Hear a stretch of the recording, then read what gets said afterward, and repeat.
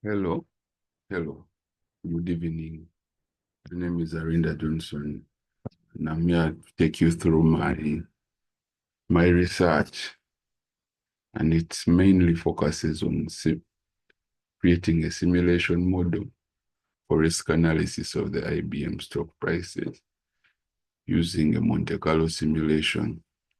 And on top of that, we built a digital twin that will house every simulations, do the daily updates of real-time data and the likes.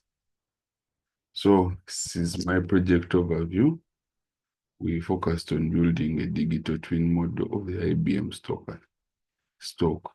We used the hybrid approach where we combined an LSTM for price prediction power.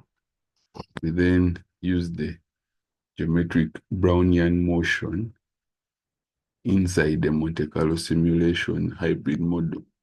We simulate a year trading or 1 year trading horizon. Then we built a DT around the financial sector to dynamically simulate markets. My problem statement: modern financial markets demand robust solutions for better risk analysis, especially for instruments like stocks that show a lot of volatility and risk. Traditional statistical tools fail to provide a dynamic look into these evolving risks. So this project focuses on using a Monte Carlo simulation to simulate price movements of the IBM stock in order to further analyze risk and volatility. The literature review I went through a couple of papers, and these are some of them. Kaula Dahana explored a study that used agent-based modeling in order to simulate the evolution of the financial system. The goal was to capture how economic factors like consumption, savings can vary following some bank actions. Emiliano Alvarez and team also applied an agent-based stock flow consistent model to analyze the growth differences when establishing different types of taxes on personal income. Their main finding was that the tax design seemed to offset the inequality through tax exemption on low-income household, but seemed to have little impact on inequalities between middle and high-income households. Then Paulina uses the MCS2, the Monte Carlo simulation, for stock price movement prediction based on historical data of the Bank Central Asia. They postulate that future prices cannot rely on standard technical analysis because future price prediction is tricky. We all know the efficient market hypothesis that prices of the previous day are conditionally independent. Okay, prices in the future are conditionally independent in prices in the past. So then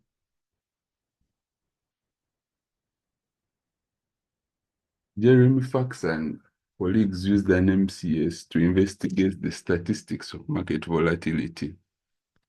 They leveraged the use of the GBM to simulate stock prices in order to predict stock movement in the US and Malaysia stock. This is how I came up with I designed my problem. This was my methodology. It starts with the real-time data layer that collects data from the Yahoo Finance API. Then this data is fed into an already built machine learning model that can help us do some predictions. Then this is the main focus of our study, simulation. We use these prices we've got from the real-time layer and we use the geometric Brownian motion to simulate a 1-year trading horizon. Those are 252 days. And after generating those paths, you do price path analysis to ascertain the risks and see how a given price is volatile. These are some of the calculations that we had to do in order to manipulate our data in order to achieve our problem. The first one is the log returns, and this one is got from the closing column of the price, which is the today's price over yesterday's price, but you get the natural logarithm of it, something like that. So you analyze your data and you create columns, and those are the ones that where you will get the drift and the volatility. Drift refers to the annualized returns, and the volatility refers to how the price keeps changing. These will be very vital in informing our GBM model in order to simulate price movement. This is the Brownian motion model, and this is its equation. This is the stop price, the drift, the volatility, time step, and then the noise to make the movement a little bit stochastic, not to have a predefined path. And the output of our simulation was a DT that simulates and updates its state based on current market data. Within that DT, we were able to run a Monte Carlo simulation of 252 trading days. A mean path was generated. A mean path that's like the representative of the whole simulation. And these were some of our performances. Performances aren't that nice, but with improvement in our data and the way you calculate these things, our performance will more likely reflect to the real market data. This image shows the spaghetti plot of the various paths generated by the Monte Carlo simulation. This is the mean path. You can see that the price in a base market, that's without high volatility, with normal returns, you can see that the price is more likely to go up with a 95% confidence interval.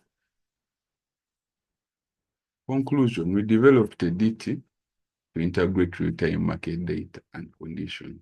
On top of that, we can simulate daily occurrences of the IBM stock and analyze the risks associated with it. Without much further ado, let me take you through how I coded my work.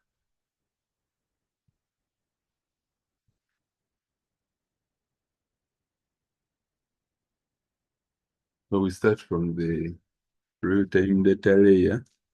This layer helps us in modularizing our work, in that here we only collect market data, manipulate it, and feed it to the next layer. You can see we have these methods that fetch historical data. You get the latest data, which is the last column, most likely yesterday if we're talking about trading today. And you calculate the annualized drift and the annualized volatility. This will help us in running our GBM.